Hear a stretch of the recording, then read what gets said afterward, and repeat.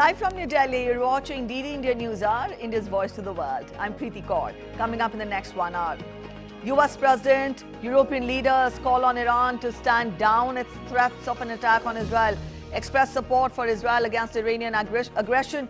Reuters says Blinken headed for West Asia amid high tensions in the region. Russia says Ukraine's attack is aimed at ceasefire negotiations. Ukrainian President Zelensky terms Ukraine's cross-border assault a matter of security. Donald Trump accuses Kamala Harris of copying his election agenda like no tax and tips, comes down heavily on Biden for the immigration crisis, says we'll go back to Butler if he was shot at in July. Elon Musk's interview with Donald Trump on social media platform X starts after getting delayed due to a massive cyber attack. FBI already investigating Trump's allegation that his campaign was hacked by Iran.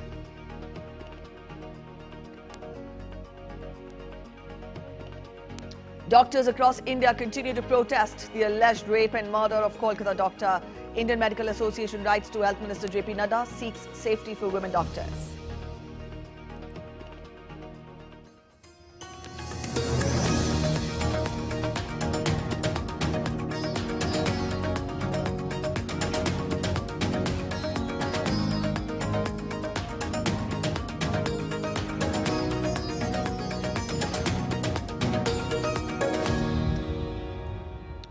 US President Joe Biden spoke on Monday to the leaders of France, Germany, Italy and the UK to discuss de-escalating tensions in the Middle East and a ceasefire in Gaza.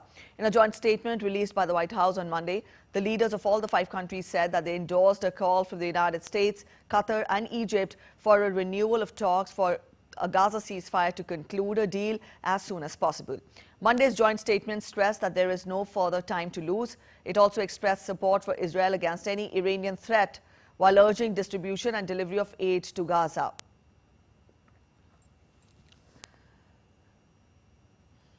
The leaders also called on Iran to stand down its ongoing threats of a military attack against Israel and discuss the serious consequences of the regional security should such an attack take place. The White House, meanwhile, said that the US has prepared for what could be a significant attack by Iran or its proxies as soon as this week. White House National Security spokesperson John Kirby on Monday said that the US had increased its regional force posture and shared Israel's concerns about a possible Iranian-backed attack after Iran and terror group Hamas accused Israel of carrying out the assassination of Hamas chief. British Prime Minister Keir Starmer, meanwhile, spoke with Iranian President Masoud Pezeshkian on Monday as part of the de-escalation efforts to ease tensions in the Middle East. Pictures shared online by 10 Downing Street showed Starmer on phone with a caption saying that he was talking to Pezeshkian. UK Prime Minister asked Iranian President to refrain from attacking Israel and said that war was not in anyone's interests. Starmer told Pezeshkian that he was deeply concerned by the situation in the Middle East and called on all parties to de-escalate to further avoid regional confrontation.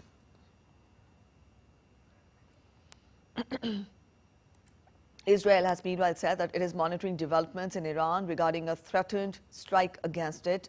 Israeli military spokesperson Rear Admiral Daniel Hagari said that the military has not issued new safety guidelines to public, but if needed, would update the home front about any changes as quickly as possible. We are following what is going on specifically with Iran. With all our capabilities, we are also not following alone. We are following with the United States and other partners. We take seriously the statements and remarks by our enemies, and therefore we are at peak preparedness for attack and defense, and we will act according to the instructions of the political level. The Biden administration on Monday said that it expects Gaza peace talks to move forward as planned. State Department Deputy Spokesperson Vedant Patel, speaking to reporters at a briefing, said the department fully expects talks to continue and that it would continue to work with the parties involved, adding that the agreement was still possible. So I'm aware of those comments from Hamas, and we fully expect talks to move forward as they should. All negotiators should return to the table and bring this deal to conclusion. We believe that there has been headway made, but we need to finalize this agreement, continue to close and bridge some gaps. But we believe that an agreement is possible, and that's something that we're going to continue to work between the parties. According to sources, U.S. Secretary of State Antony Blinken is scheduled to travel to the Middle East on Tuesday amid high tensions in the region. As per the reports, Blinken has stops planned in Qatar, Egypt and Israel. United Nations Secretary General Antonio Guterres on Monday condemned the continued loss of life in Gaza conflict and urged both sides to rejoin and conclude a ceasefire and hostages release deal. He welcomes the mediation efforts of the United States, Egypt, and Qatar leaders, and urges both sides to rejoin negotiations and conclude the ceasefire and hostages release deal. The Secretary General reiterates his urgent appeal for an immediate ceasefire and the unconditional release of all hostages. He also again underscores the need to ensure the protection of civilians and for unimpeded and safe humanitarian access into and across Gaza.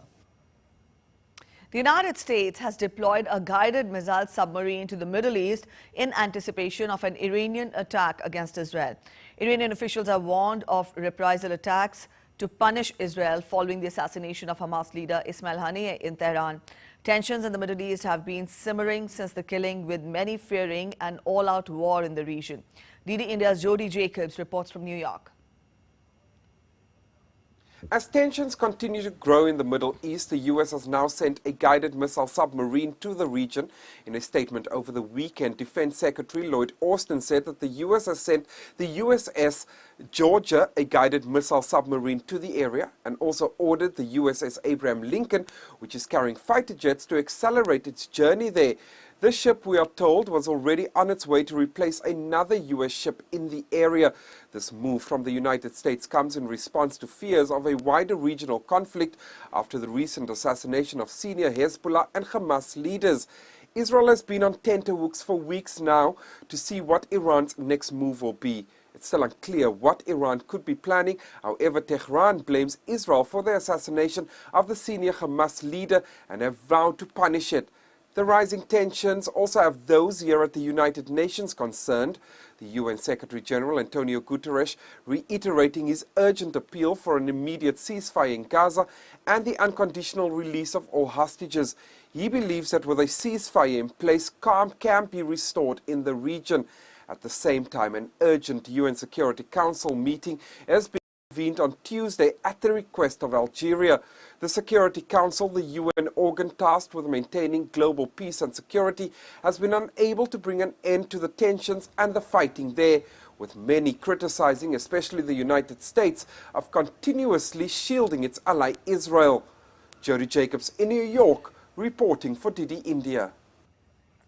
All eyes are on the Middle East as Israel readies for a promised major attack from Iran after two high-profile assassinations of Hamas and Hezbollah figures. Now, this is Iran's Revolutionary Guard has been conducting military exercises in the western part of the country, with reports that Iranian missiles are being moved into place. Up next, Sarah Coates gets us more from Tel Aviv. Well, it certainly is a very tense time in the region. While there's been no change in the directive from the Israeli military to people here on the ground in Israel, what we can tell you is that the head of the IDF has come out to say that the military is prepared for confrontation on a number of fronts after carrying out a number of situational assessments. Now, in terms of the preparedness of the Israeli Air Force, the directive here is that anyone serving in the Air Force currently is not allowed to leave Israel.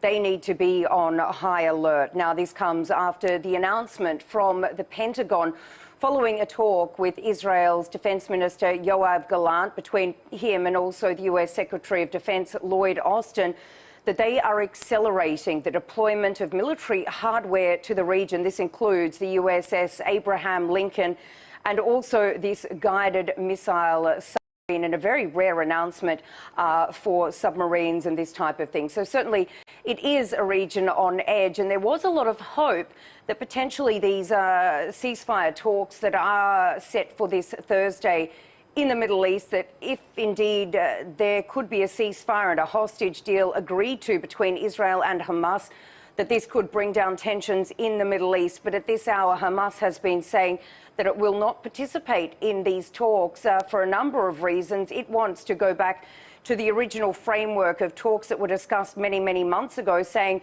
basically there's no point entering into new discussions, saying that Benjamin Netanyahu, the Israeli Prime Minister, that he has set new conditions. And also we need to remember that there was the assassination of the head of Hamas's Politburo, Ismail Haniyeh, and also recent strikes in Gaza. So certainly a lot of uncertainty surrounding these talks and whether they will indeed go ahead, and if there's any point for them going ahead if these two warring parties are not included. But certainly, once again, a lot of tension here in the region. Rockets continuing to be fired from southern Lebanon into these northern Israeli communities. And throughout the day on Monday, rockets also fired from the Gaza Strip toward Israeli territory. Sarah Coates in Tel Aviv reporting for DD India. The United States is deeply concerned by reports that Iran is planning to deliver hundreds of ballistic missiles to Russia. State Department Deputy Spokesperson Vedant Patel emphasized on Monday that if this transfer occurs, it would mark a significant escalation.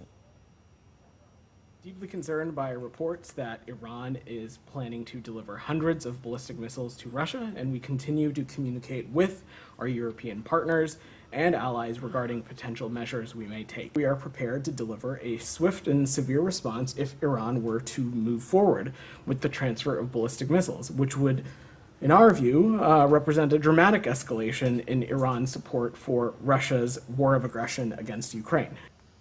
More than 3 years after imposing limits on human rights grounds over Saudi strikes in Yemen, the United States on Monday confirmed that it would resume sales of offensive weapons to Saudi Arabia. State Department spokesperson Vedant Patel in a press briefing said that U.S. will return to weapons sales in regular order with appropriate congressional notification and consultation. He also further said that Saudi Arabia has remained a close strategic partner of the United States and the U.S. looks forward to enhancing that partnership. The U.S. Republican presidential candidate Donald Trump's interview with billionaire entrepreneur Elon Musk finally got underway on Musk's social media platform X following a lengthy delay caused by technical problems that kept many users from accessing the live stream. Musk said that the massive cyber attack on X led to the issue. The internet can have bad players, and sometimes those bad players find different ways to harass or manipulate others. A denial of service, that is DOS, or distributed denial of service, DDoS attack is one of those ways. Now, these attacks may render a device temporarily unable to connect to the internet. Former U.S. President Donald Trump, in his conversation with Elon Musk, came out heavily against his Democrat rival Kamala Harris. Trump attacked President Joe Biden and Vice President Kamala Harris for allowing massive immigration in the U.S. He said that Harris was copying him on immigration now in her election campaigns, but there was never her agenda. But in fact, that was never her agenda for the last 3.5 years.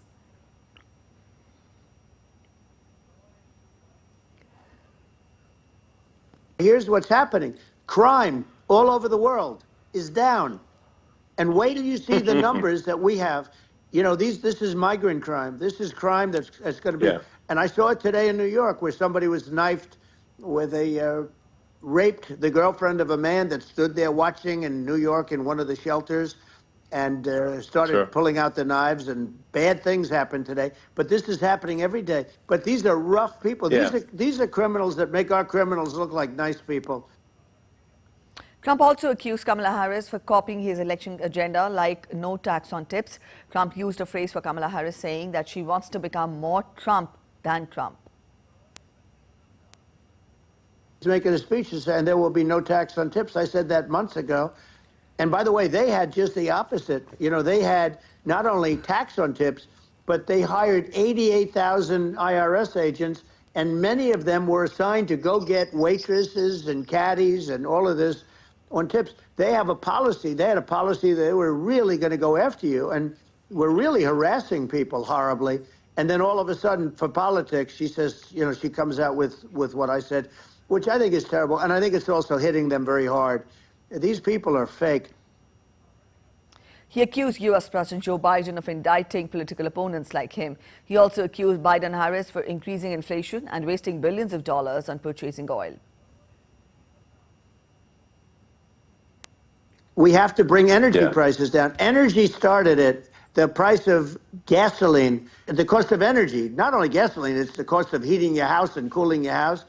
That has to come down. It's gone up 100%, 150 and 200%, and that has to come down. Speaking on the bid to assassinate him, Trump said that it was just a miracle that he is alive. Trump, in his free-flowing interview with Musk, said that Putin was his good friend and there would not have been war between Russia and Ukraine had he been the president. Trump also claimed that Hamas would not have dared attack Israel and there would not have been war if he were at the White House. Look at Israel. They're all waiting for an attack from Iran. Iran would not be attacking, believe me. You know, when I was there, and I say it with respect because I think we would have been good with Iran. I don't want to do anything bad to Iran, but they knew not to mess around. Iran was broke. They had no money for Hamas. They had no money for Hezbollah. They had no money for any of these instruments of terror. Our country is so bad right now. It's such a different place. We were respected, and Israel would have never been attacked. Zero chance. The former U.S. president also highlighted the threat of nuclear war and the need to stop proliferation. Up next, we're heading for a short break. You're watching DD India News Hour, but after the break, amid fire at Russian-controlled Zaporizhzhia nuclear power plant, the IAEA warned that these attacks endanger nuclear safety and increase the risk of a nuclear accident. The United States has denied any role in ousting Bangladesh Prime Minister Sheikh Hasina amid accusations from her. In his 8th recent animal-themed artwork, British artist Bansky showcases beautiful rhino artwork adorning the London walls.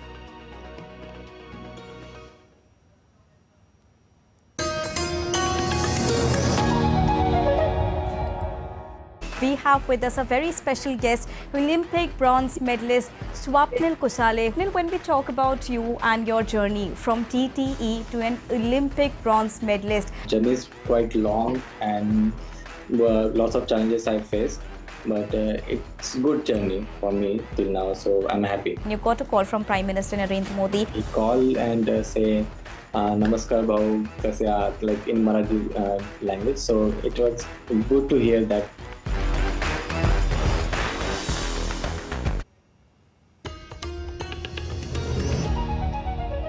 Welcome back after the break. You're watching the DD India News Hour.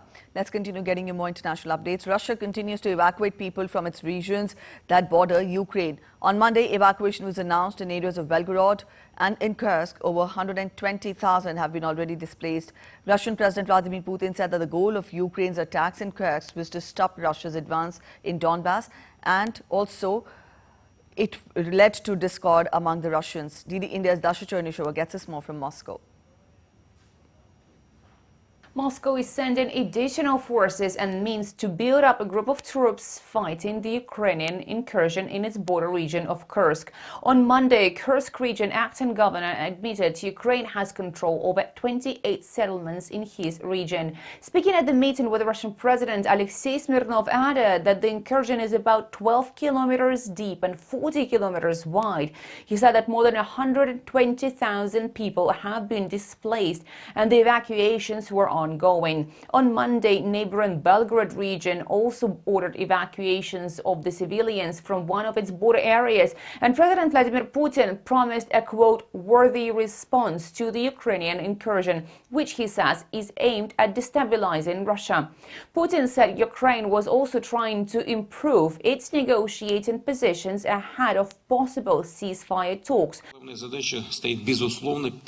It is becoming obvious and clear now why the Kiev regime had refused our proposals to return to a peaceful settlement plan, as well as the proposals of entrusted and neutral mediators. It appears that the enemy, with the help of its Western masters, is fulfilling their will, and the West is fighting us with the hands of the Ukrainians.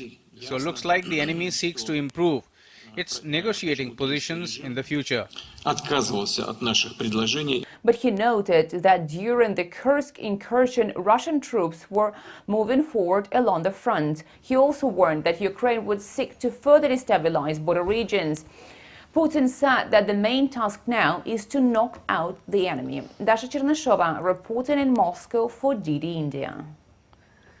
Meanwhile, Ukrainian President Volodymyr Zelensky has said that war was now coming back to Russia. He said that Ukraine's cross-border assault was a matter of security for Ukraine and that Kyiv had captured areas from where Russia launched the strikes.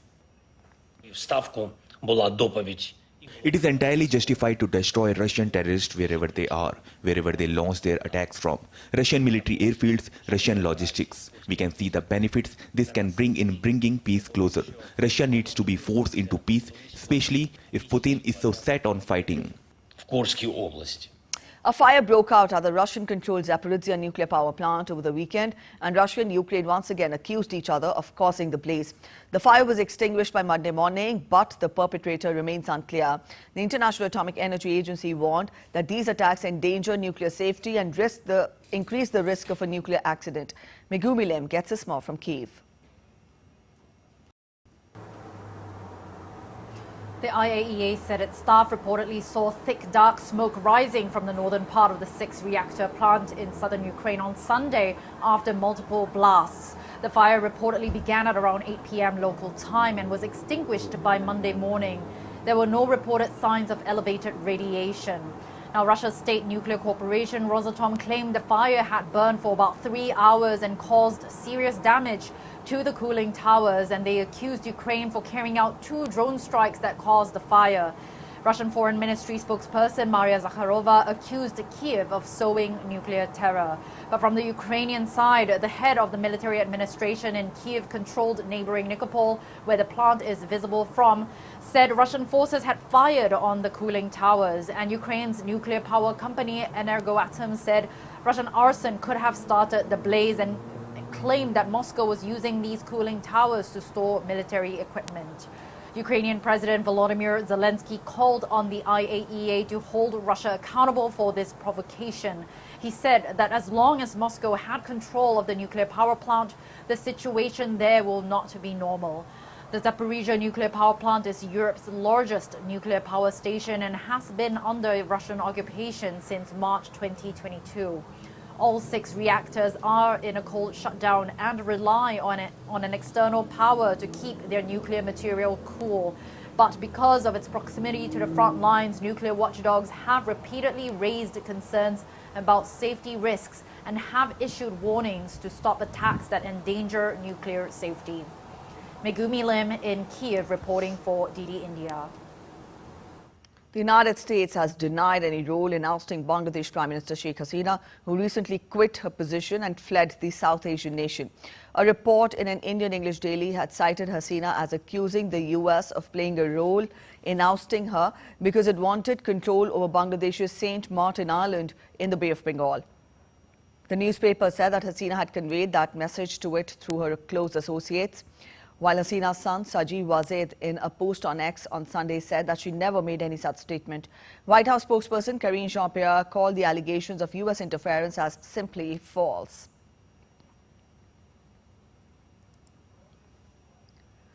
No involvement at all. Any reports or rumors that the United States government was involved in these events is simply false. That is not true. This is a choice for and by the Bangladeshi people. We believe that the Bangladeshi people should determine the future of the Bangladeshi government, and that's where we stand. Any allegations, certainly we will continue to say, and I have said here, is simply untrue. Bangladesh's interim government on Monday asked protesters to surrender by August 19th all illegal and unauthorized firearms, including the rifles looted from law enforcers during the recent violence. Retired Home Affairs Advisor, retired Brigadier General M. Shekhawat Hussain also apologized to the minorities for attacks on them, appealing to the country's majority community to protect the minorities. A week after the exit of Sheikh Hasina and the appointment of a new interim government, violence in Bangladesh is yet to subside.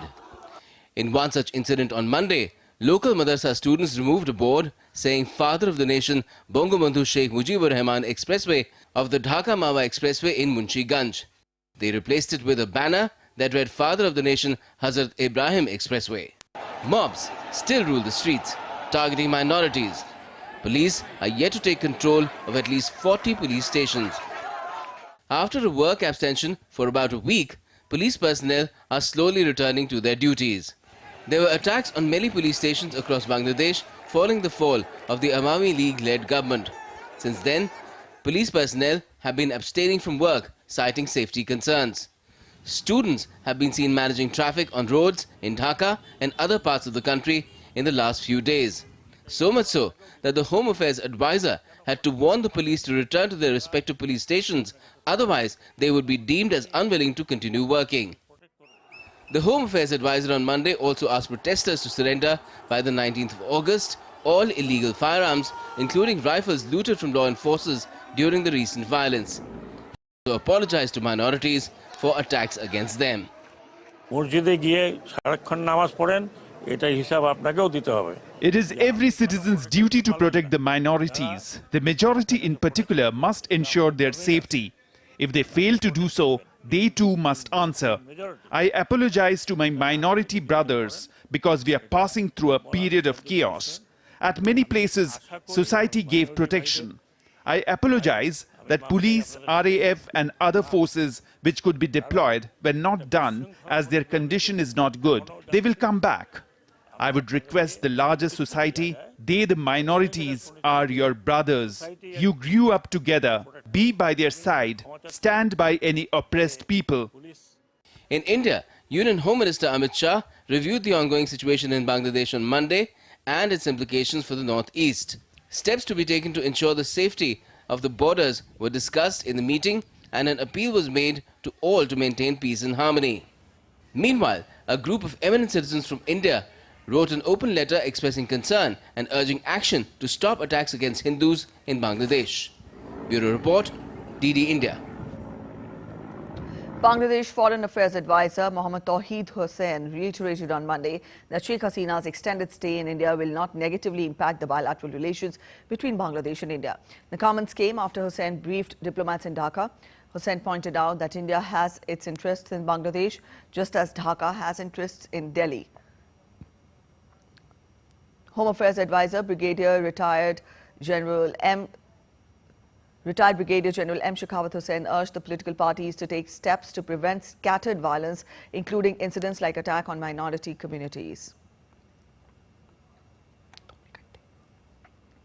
All right, DD India's Naval Singh Parmar joins us from East India's Kolkata, and Kunal Shinde joins us from Northeast India's Agartala. Good morning, both of you.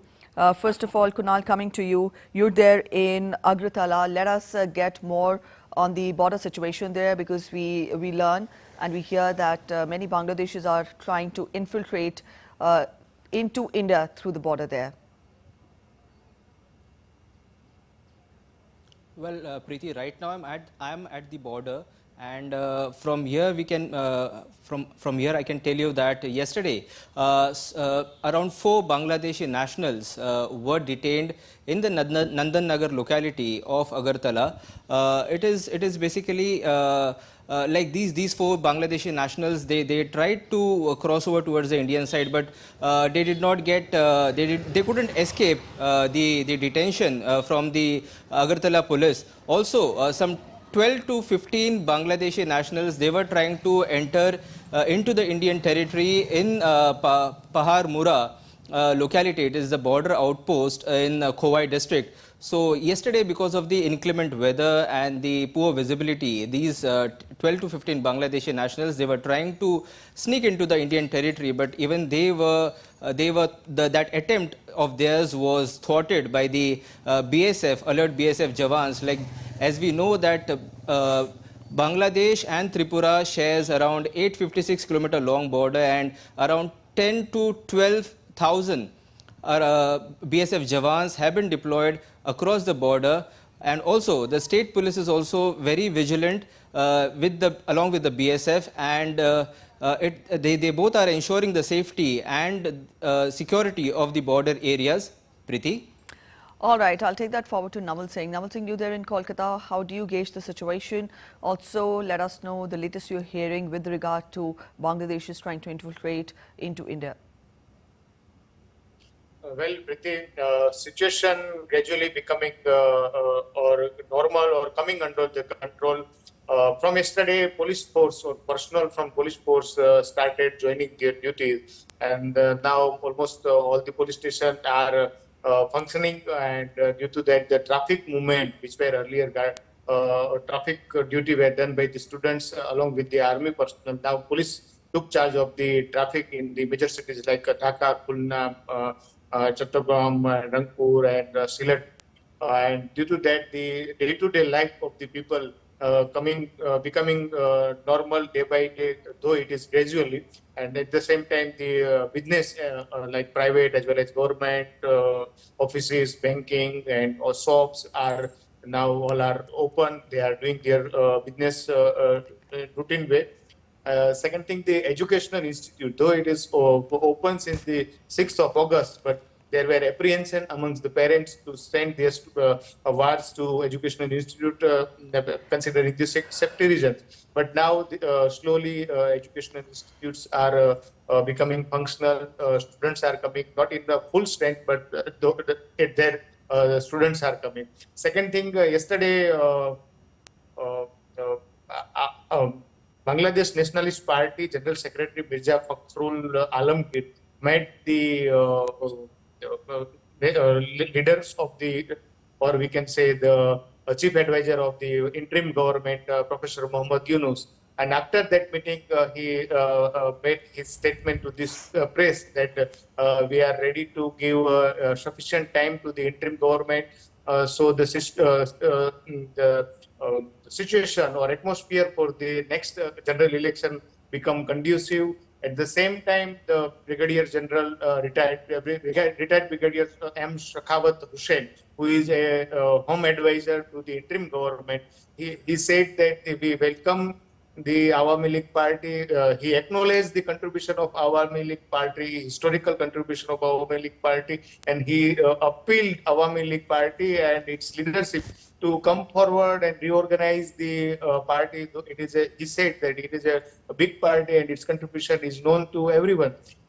You have no dearth of leadership. You organize your party and come forward and take part in the upcoming election. That is the positive signs. Means politically things are moving towards the holding a new election, and for that interim government seems that they are serious about the having a fresh general election in the Bangladesh. All right, Naval Singh and our correspondent Kunal Shinde, thank you so much, both of you, for joining us with those updates from Agartala and Kolkata. All right, in more updates, we now take a look at other stories making it to the headlines from across the world. British artist Banksy reveals his 8th recent animal-themed artwork in London. Now, the artwork of a rhino appeared spray-painted on a wall in Charlton. Speculations show it is related to recent riots and protests that happened in the UK. Pokemon voice actress Rachel Lillis, who starred in the Pokemon TV series, films and video games, dies from breast cancer at the age of 46. Lillis voiced the main Pokemon characters of Misty and Jessie. Her co-star Veronica Taylor announced Lillis' death on social media.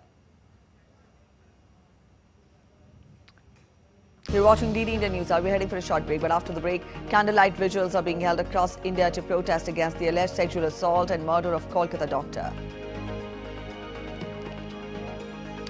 Indian Meteorological Department issues weather alert across various states. Rain to continue in Delhi NCR throughout the day today.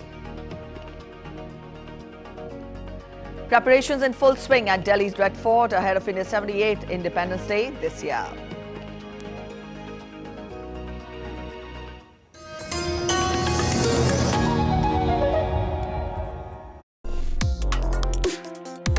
Complex issues, hidden agendas, twists and turns, strategic games. We think all dots are linked. We just need to connect them. Join me every week as I connect the dots to unravel hidden designs in statecraft, mysteries, and decode issues that matter to you. Watch Connecting the Dots with me at these times on DD India.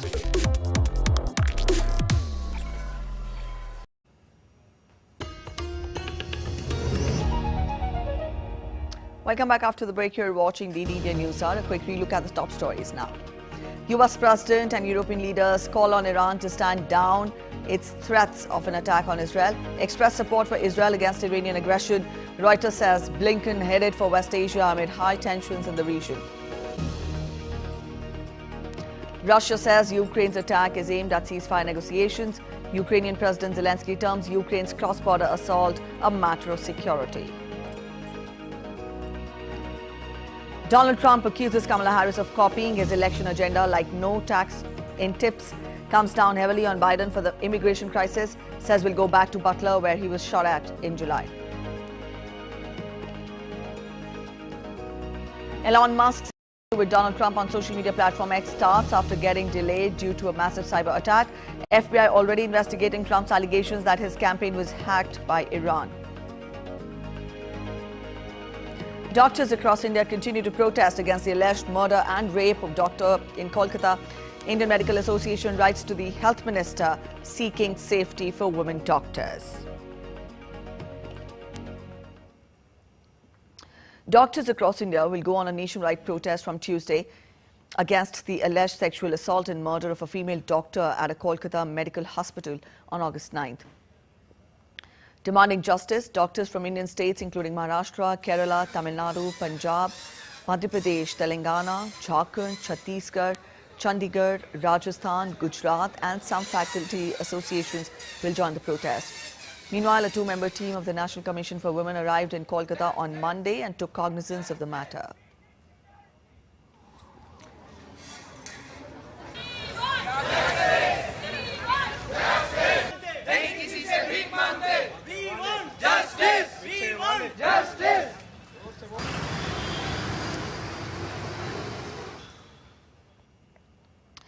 The Indian Medical Association wrote a letter to Union Health Minister J.P. Nadda demanding impartial investigation and speedy trial. The IMA also demanded detailed investigation into the circumstances of the crime and immediate steps to improve the safety of doctors, especially women, at the workplace. Resident doctors also took out a candle march to protest against the rape and murder of a female doctor. The protesters expressed their grief and outrage over the tragic death.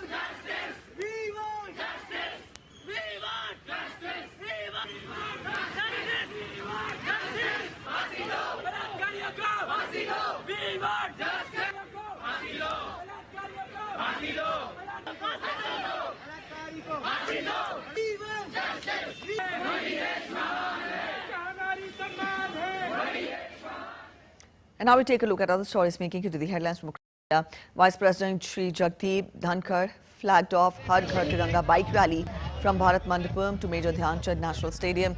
Har Ghar Tiranga campaign began in 2021 as part of Azadi Ka Amrit Mahotsav to encourage citizens to hoist the national flag on Independence Day.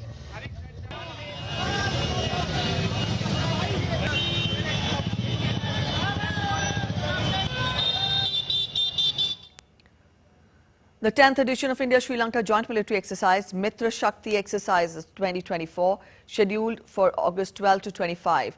The exercise will enable both sides to share best practices and tactics, techniques and procedures of conducting joint operations.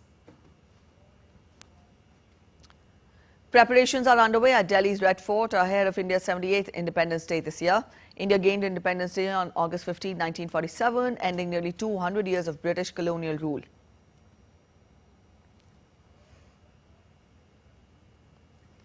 The customs officials at the Chennai International Airport busted exotic pet smuggling of 22 wildlife species from a passenger, Mohammad Mira Sardar Ali, who came from Thailand. Later, the passenger and the receiver were arrested.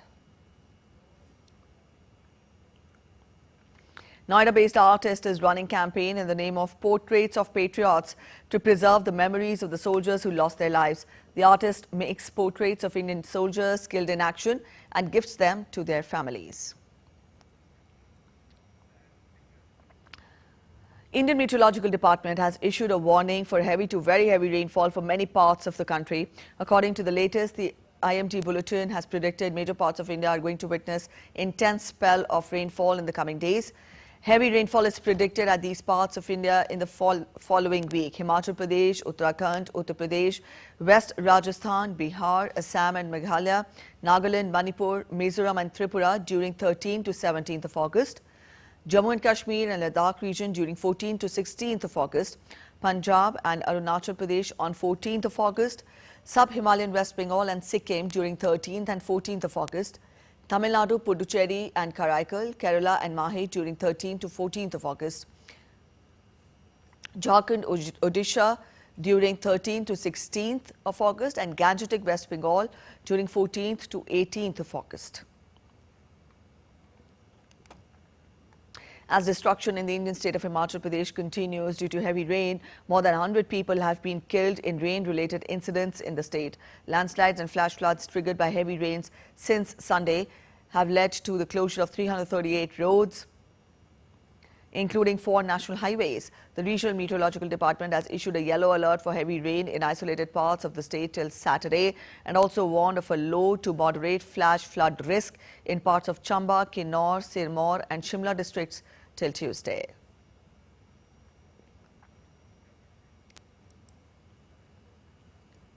Greece's worst wildfire this year spread into the Athens suburbs, forcing hundreds of people to flee as it torched trees, homes and cars and choked busy roads with smoke and ash.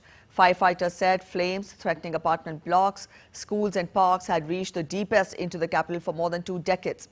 Also, the government has called in help from fellow EU members to tackle the fire that is burning out of control for the second day.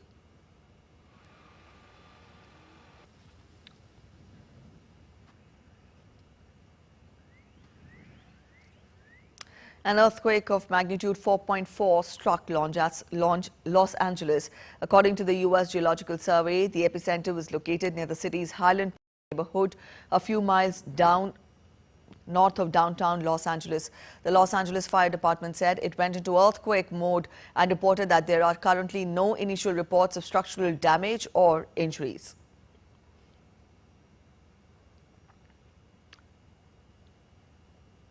A disturbance located 295 miles east-southeast of Antigua has become Tropical Storm Ernesto, according to the U.S. National Hurricane Center. The tropical storm is expected to bring tropical storm force winds and heavy rains to portions of the Leeward Islands beginning late tonight. Tropical Storm Ernesto becomes the 5th named storm of the 2024 season. Ernesto is forecasted to move over the Leeward Islands overnight before nearing Puerto Rico tomorrow.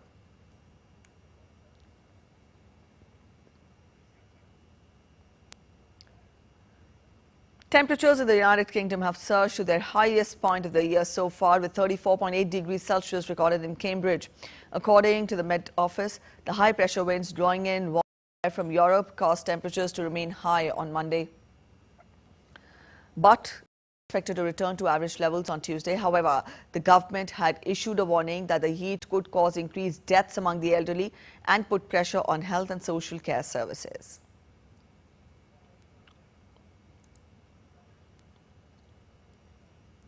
We're heading for a short break. You're watching DD India News. But after the break, the Olympic flag arrives in Los Angeles, marking the countdown to the 2028 Games.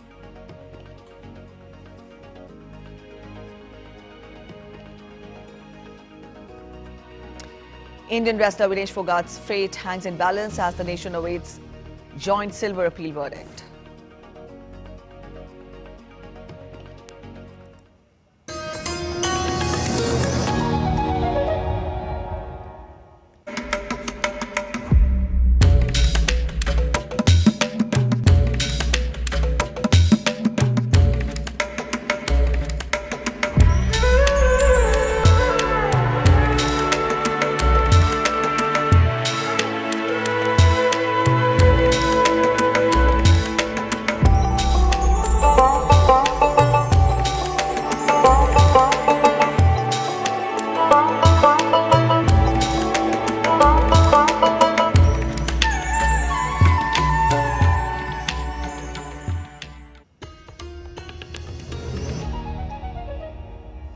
Welcome back after the break. You're watching DD India News Hour, and now we take a look at all the action from the business now.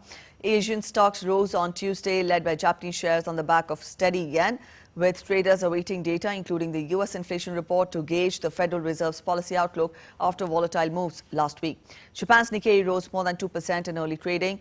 MSCI's broadest index of Asia-Pacific shares outside Japan was slightly higher at 556.19. Chinese stocks were little changed in early trading, while Hong Kong's Hang Seng index was also flat.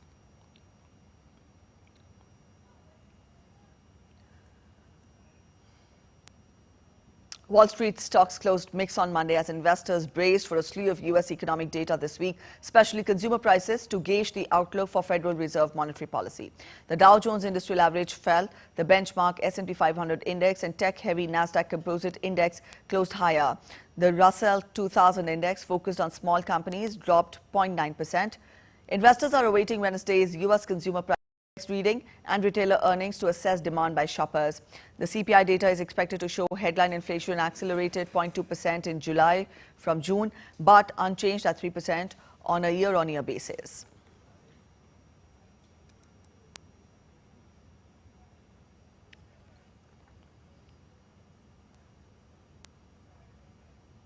All right, on to updates from the world of sports now.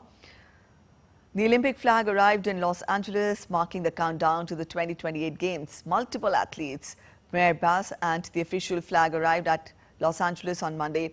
A day prior, Bass took the flag from IOC President Thomas Bach, who had taken it from Paris Mayor during a star-studded glittering ceremony. The 2028 Olympics will commence from July 14, whereas the Paralympics will start from August 15.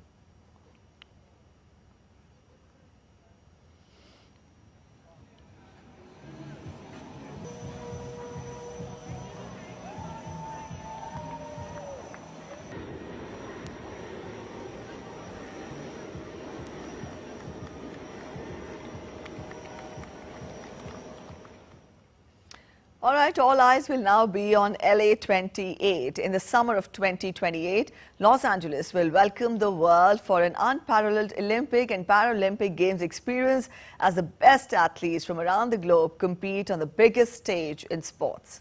The opening ceremony of Olympic Games will take place on July 14th in 2028, whereas the opening ceremony of the Paralympic Games will take place on August 15th in 2028. Hollywood star Tom Cruise added a cinematic flair to the closing ceremony of the Paris Games, where, in a dramatic stunt, he rappelled from the roof of France's National Stadium to receive the Olympic flag, symbolically marking the transition from Paris to Los Angeles as the next Olympic host.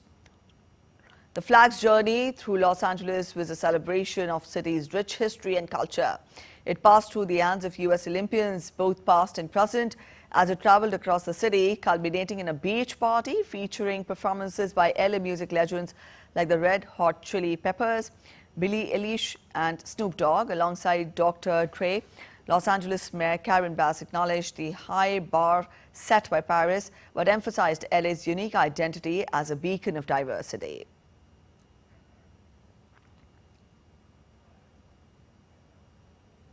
Indian wrestler Vinesh Phogat's fate hangs in balance as the nation awaits joint silver appeal verdict. Indian wrestler Vinesh Phogat, who secured her place in the final of the women's 50 kg freestyle bout, was unexpectedly disqualified from competing due to her being overweight in the final weigh-in. The heartbroken wrestler filed an appeal with the CAS on Wednesday, requesting a joint silver medal. The CAS deferred the decision to August 13, which the nation eagerly awaits.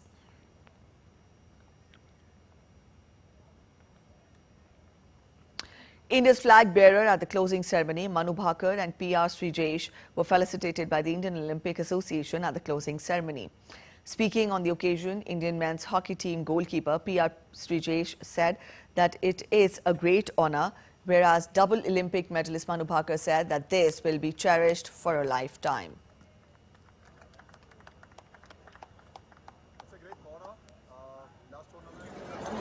Bharat Mata ki! It's a great honor, last tournament, and got this opportunity to carry the flag in the in the closing ceremony. So fantastic. And Manu, 2 medals, great Olympics for her. How do you feel? I feel great, and carrying the flag in the closing ceremony would be an honor of a lifetime, and I'll always cherish this memory. Australia's Yvonne Jaspin and Katie Potter won the first GKA Kite Park League World Championships in Oregon, USA. Jaspin secured his 3rd consecutive title, while Potter dominated the women's event.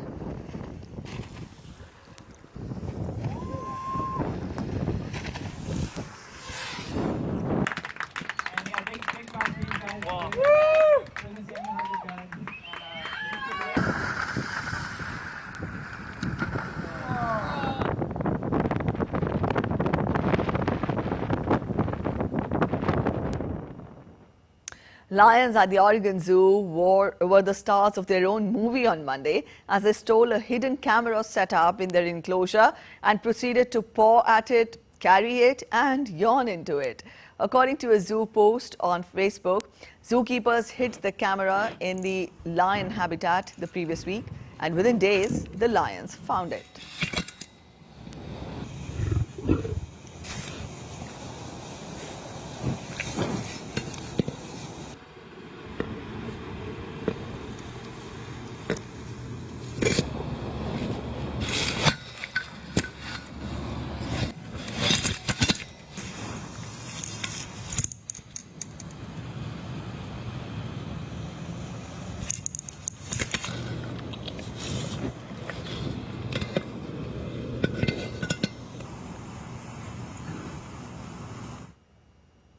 All right, with that, we end this edition of DD India News Hour, but let us know your thoughts on the news of the day. For those of you on the go, you can get all the latest news and updates from India and across the world on the DD India mobile app. The app is available on both Android and iOS platforms, and you can download the respective QR codes on your screens. We'll be back with more news as it breaks here on DD India. I'm Preeti Kaur signing off, and from all of us here in Delhi, thanks for watching DD India News Hour.